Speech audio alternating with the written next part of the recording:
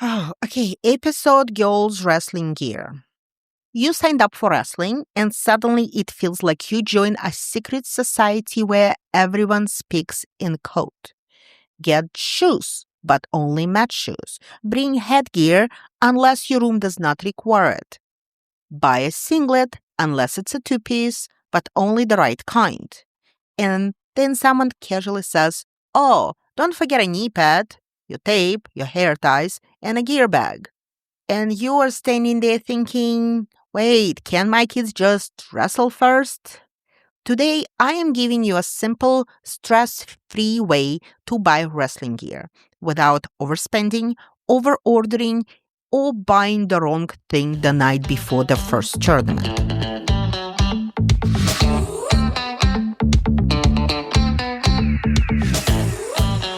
Hi, everyone, and welcome back to the Illinois Girls Wrestling Podcast, the show that strives to create a supportive community for Illinois girls wrestling through storytelling and expert insights so that athletes, coaches, and families feel connected and empowered. Can this podcast be helpful for boys? Absolutely. We share a lot of great information for everyone, but we also want to give girls and their families a space they can call their own. Today's episode, Essential Girls Wrestling Gear, what you need, what you can skip, how to buy smart, where to save, and where to splurge. Here is the system that saves families money and saves your sanity. I'm putting everything into 3 buckets. Must-haves, you can't practice or compete without it. Helpful, makes life easier, more comfortable, fewer distractions. And optional, nice, fun, totally not required. Before you buy anything, ask your coach 2 questions.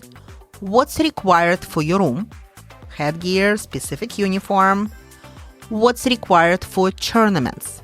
Singlet versus 2-piece rules, team gear, anything else? And now let's talk about the buckets. Bucket 1, must-haves. Number 1, wrestling shoes that fit. These are mat-only shoes. No outdoor use, no running around the school in them. You want snug, not painful. If toes curl up or heels slip, the size is wrong. Must-have number 2, uniform requirement. Again, ask your coach. But most tournaments require a singlet, and some events allow a 2-piece competition uniform, usually a compression top and shorts. Fit matters. Too loose can be a grabbing risk. Too tight becomes a distraction. Must have number 3, practice clothes that are safe. Compression shorts, athletic tees, leggings, fight shorts. Avoid pockets, zippers, metal, or anything scratchy. Must have number 4, hair management. If hair is long, it must be secured. Bring extra elastics, clips, and a backup plan. Falling hair adds stress you don't need. Must have number 5, a basic hygiene kit. Okay, that would include wipes, deodorant, and a way to separate clean from sweaty gear. Mat germ prevention is easier than treatment. And I am adding a must-have for comfort that matters a lot for girls. A sports bra that stays put. You do not need fancy, you need supportive and movement friendly. Bucket number 2, helpful, aka that makes the season easier. Helpful number 1, headgear, often required, always smart long term. It helps protect against cauliflower ears. Some club require it, some don't, but it's a solid investment. Brands like Clifkin are a common go-to in wrestling rooms. Helpful number 2, knee pad. Great for shot-heavy wrestlers or anyone who gets irritated knees. Helpful number 3, compression shorts or leggings under a singlet. Comfort, coverage, less distraction, especially helpful for new wrestlers. Helpful number 4, tape plus pre-wrap. Finger tape can save your day. Keep it in a bag. Helpful number 5, mouth guard. Required if you have braces. Smart even if you don't. Bucket number 3, optional. Fun but not required. Optional number 1, duplicates of everything. Nice? Sure. Necessary? Not at first. Optional number 2, every wrestler branded product online. Start simple. Add gear only when you have a problem to solve, like my knees are sore or my hair won't stay put. Optional number 3, custom premium gear right away. Custom is fun, and team stores are great, but it's not required to be successful. Now let's talk about what parents forget until the first early morning tournament. The bag. You want a bag that can handle a separate spot for shoes, ventilation because wrestling gear gets gross fast, room for tape, wipes, extra shirt, and hair ties. Something easy to wipe down. Backpack style works great for school athletes. Duffel works great for tournament weekends. Now, this is my favorite hack. Build a tournament kit that stays packed all season. Here is what you want to put in it. Spare hair ties and clips. Tape and pre-wrap. Wipes and deodorant. Extra clean shirt. Small towel. Snack and a water bottle. Check weigh-in rules and your coach's plan. Optional, but clutch. A couple period products, just in case. When you do this, you avoid the 6 a.m. scramble where you are tearing the house apart looking for one hair tie like it's a missing passport. Now let's chat about buying smart, save versus splurge, and where to shop. Where to splurge, and it's totally worth it. If you're going to spend money anywhere, spend it here. Wrestling shoes. Fit, comfort, traction matters most. Headgear. If you are getting it, get one that adjusts well and stays put. Competition uniform. Whatever your coach requires. Fit matters. Where you can budget. Totally safe to be economical on practice clothes, knee pads as long as they fit and stay in place, tape and extras. And a bag, mid-range is fine, just make sure it's functional. Where to buy new items. And here are some reliable places families commonly shop.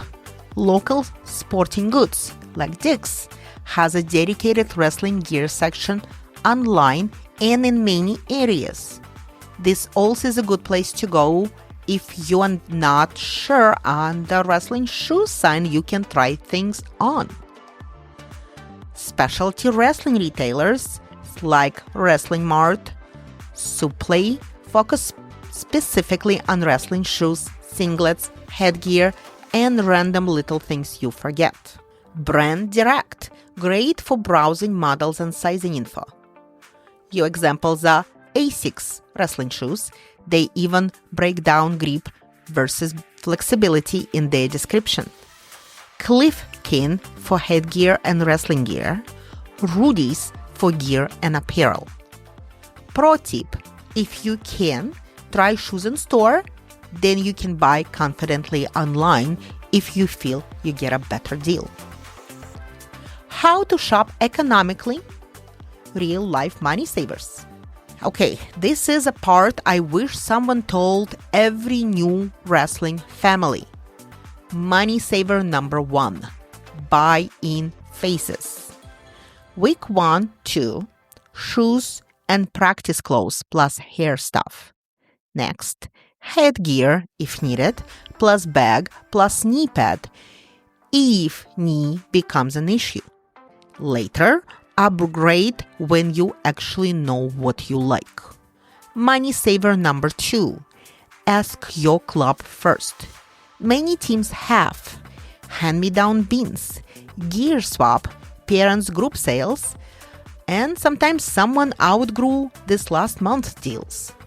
Money saver number 3. Buy used where it makes sense. Used shoes can be a great deal because kids outgrow them fast.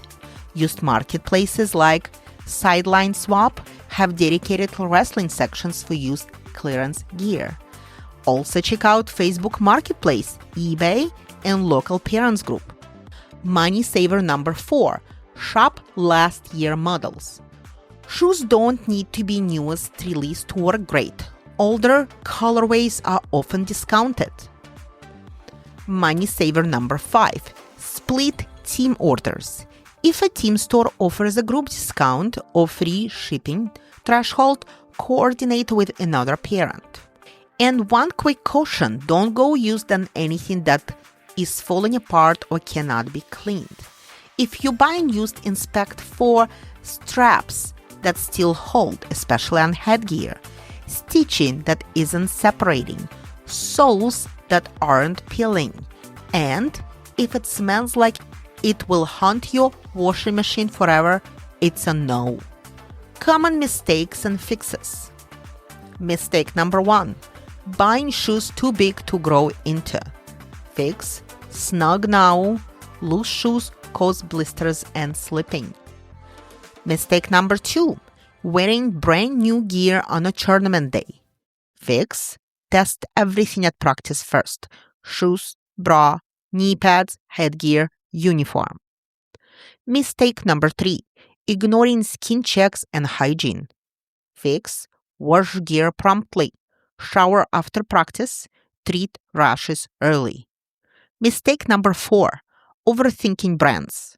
Fit and comfort first. Confidence comes from how it feels, not the logo. Mistake number 5. Buying the wrong uniform. Fix: ask your coach what's required before you order, especially if your team has specific competition gear. Quick confidence tip. When your athlete feels put together, they compete calmer. A clean uniform, hair secured, shoes tied right.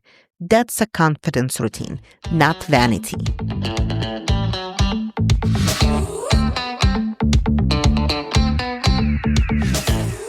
Now we're joined by a local wrestler who's been putting in the work and showing what's possible in girls wrestling. Let's talk about journey and a gear setup with Justice Gerard, a junior from Schaumburg High School. Welcome to the show. Hi, thank you for having me. Hi. Well, let's start with your wrestling story. How did it all start? Where you at right now and where you think you're going? So my wrestling story started in junior high, 8th grade. Shortly after I stopped doing Taekwondo, in honor of my coach, Master Chu, I continued with the combat sports by doing wrestling. Currently, where I am like in my 3rd, 4th year of wrestling, and it's been a really good season this year with how far I've come and how far I've seen my teammates come along. How far were you able to get this year? This year, I was able to get to IWCOA state. Okay, awesome. And so where do you see yourself going? Next year is going to be your senior year in high school. Are you sticking with it? Are you planning to wrestle past high school? Of course, I'm going to stick with it in high school. I'm going to see, because it depends. If I get a scholarship or not, then I will go on with it in college. Okay, exciting. Well, you've mentioned a little bit about Taekwondo. Did you do any other sports? Yes, I did. I've done like about 10 other sports in total. How fun. What surprised you about wrestling as a sport? How interesting some of the positions are that you can get into. Well, and especially coming from a striking sport, how big of an adjustment was it? It was a little bit of an adjustment because I did not expect having to be so close on top of a person with the difference between Taekwondo and wrestling. Do you feel like there is something in Taekwondo that helped you?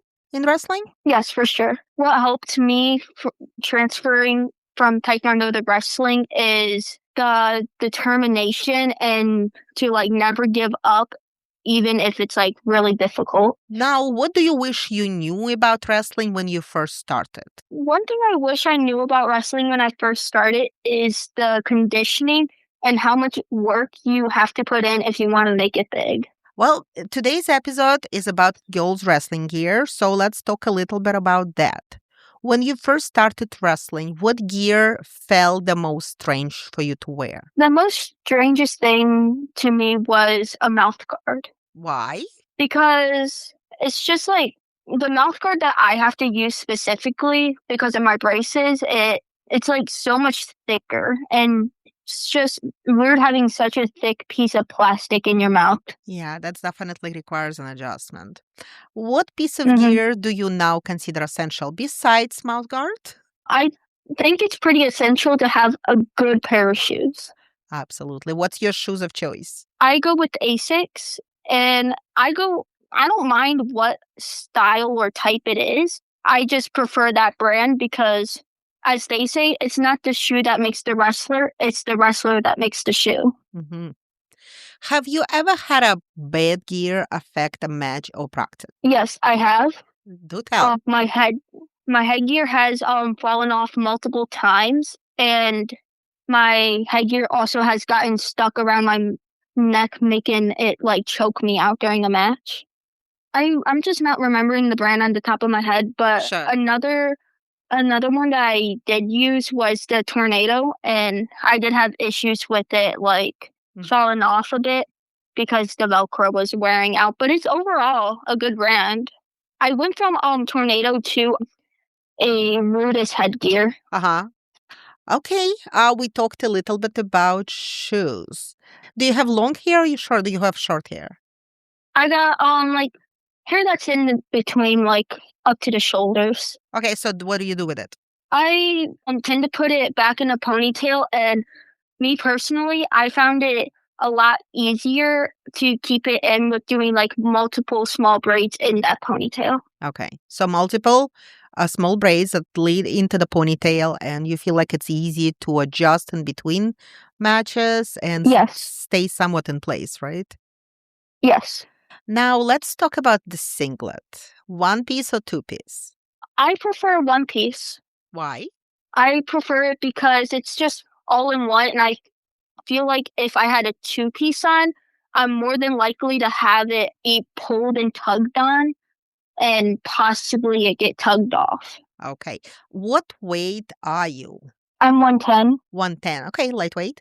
So, okay, and I have seen the girls in different weights wear. So it's just very interesting to see how the girls in different weights prefer this one piece versus the two piece. Do you have a lot of singlets? Yes, I do. So how many, if you had to guess? Like maybe 10, 15. Okay, which one is your favorite? My favorite is the one that my coach gets for our personal singlets for school. Mm-hmm. So what color is it? Uh, it's mostly black with red and it has like a yellow stripe. And I find it like cool whenever he could find a sword or put our mascot on it. Okay, awesome. And do you get to keep it or do you have to return it back to school? We get to keep it because we get to personalize it with putting our Oh, name on the back. awesome. How lucky. And then, you keep adding to your collection of singlets that way. Yeah. Now, what advice would you have for a new wrestler about buying gear? I would go with what feels most comfortable to you. Not the brand, but what feels more comfortable to you. Well, if somebody who does not know any better is asking you, where do I buy my shoes? Where do I buy my headgear? What do you think the easiest way to go about it? So for a decent amount of time, Dick Pons used to sell wrestling shoes, but because they no longer do, I would go to Dick's Sporting Goods, Mhm. and they have headgear and wrestling shoes. They have like Nike, Asics, and Adidas. Awesome. So you can try it on right there and figure out what Hmm. do you like from different brands because it seems like not Yeah. every brand fits the same way either. Yes, it doesn't by any means. Hmm. What would you tell a girl who feels intimidated about walking into a wrestling room for the first time? I would say just try it out, like sit and watch the first practice and like just talk with some of the girls on the team. Even if it may seem scary at first, it is for everyone, but they all overcome it and grow confidence because they get to know the team, know the girls, and eventually they will get to know the sport as all of us do. Hmm. Makes a lot of sense. Now let's talk a little bit more about you. The season is now over. You just went to IWCOA State. What's next? Are you doing any other sports or are you doing wrestling in off season? I'm going to do wrestling in the off season. So what is your plan for from now until the next season? My plan is to do practice and weightlifting and do a couple tournaments here and there when I can. Okay. And where do you practice? I practice at Schaumburg High School. In off season? Yes. Awesome. And any fun tournaments that you have done in the past that you're looking forward to doing again?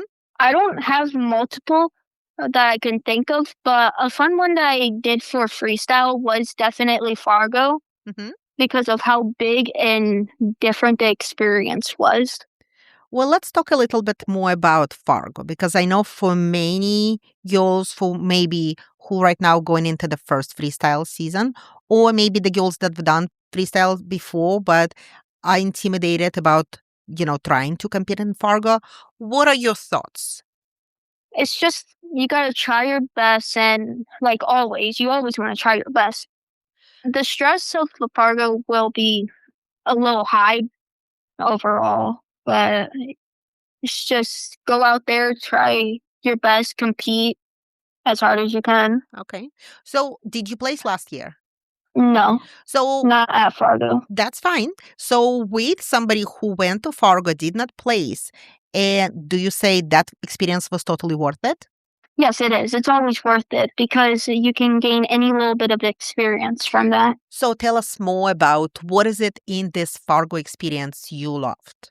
I loved how intense the conditioning was and different types of moves that we learned, and also the different styles that each coach teaches you. Well, and for somebody who has never had that interaction, maybe tell us a little bit more about it. So, my understanding is you don't just, pack the bus and go to Fargo. First, you're checking in for a camp. Hmm. You have a camp that you go to. It's in Aurora University, and you stay for a couple days for practice. And who trains you? It's a multitude of different coaches. You have about, I think, 9 coaches from different colleges and high schools. It's pretty intense. It's definitely a lot harder than the wrestling season, I would say. So, If what would the day in the camp look like? a day in the camp, it would look like you waking up about like 5 or 7 in the morning. It depends on how you like to start your day. There's an optional run, and then that will go to a first practice with everyone for U16 and juniors. The juniors would get to have a break while the U16 group will go into their second practice. And between everything there, you will have your breakfast, lunch, and dinner breaks. But after the U16 practice is the juniors practice. And it sounds like it's a huge group of girls, right? Yes, it is. And so you're there for a few days and then you get on the bus and you'll go to Fargo. Yes, And I mean, it sounds like it's a lot of fun, right?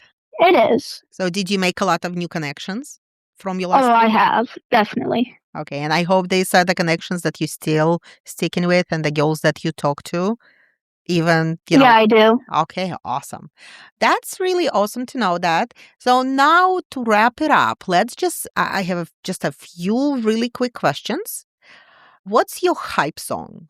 Just a go, just your My yes, go to pump it up. I'm about to go on a mat. It would have to be staying alive. Oh, that's fun. Is that something you listen to every Yes, time? pretty much. Oh, what's your favorite drill and what's your least favorite drill? My least favorite drill is the spin drill, and my favorite one would have to be like the stance in motion. Awesome. Actually, you are the second person I hear who said that the spin drill was the least favorite drill. Okay. And let's talk snacks. What would be your favorite post practice snack? My post practice snack would be something with either honey or some granola bar. Okay. That's what you would eat right after practice? Yeah. Okay. What would you eat after weigh-ins when you come to the competitions? After weigh-ins, I tend to stick to like a PB&J, some fruit, honey, and have some tea with it. Okay, so it's a big competition. It's done and over with. You are going out. What are you ordering? I'm gonna order anything that is carb heavy so it can help replenish any of the energy I have used and burned out, and so it can help my body recover. Okay, what's your favorite fast food restaurant? That is Smokies. It's in Irving Park in Chicago. Oh, wow. Okay, awesome. On a cheat day, what would you eat? On a cheat day, I would have a bacon deluxe burger, double patties from Culver's with fries and cheese curds. Oh my God, that's a lot. That's like 1,000 calories right there.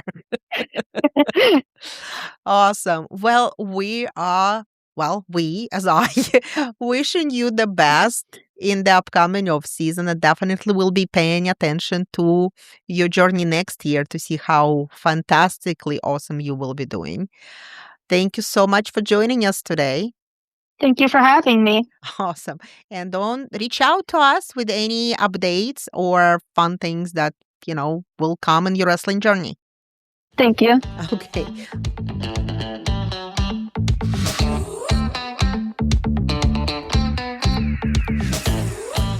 If you remember nothing else, remember this. You don't need expensive gear. You need gear that fits, stays put, and does not distract. Test everything at practice before tournament day. And hygiene, a packed tournament kit prevents most mid-season problems. Buy smart, ask your wrestling community, and upgrade over time, not all at once. Thank you for joining us today. Share this episode with a new wrestling family. Gear questions are huge beginner stress point. And tell us your must-have item. We'll compile listener tips in the future episodes. Again, thank you for joining us on the Illinois Girls Wrestling Podcast. Wrestling is more than a sport, it's a community, and we are thrilled to have you here. Don't forget to subscribe, leave us a review, and share this episode with one family who is on the fence. We're on Facebook, Instagram, and TikTok. Email us at ilgirlswrestling@gmail.com. Until next time, keep cheering, keep supporting, and keep wrestling.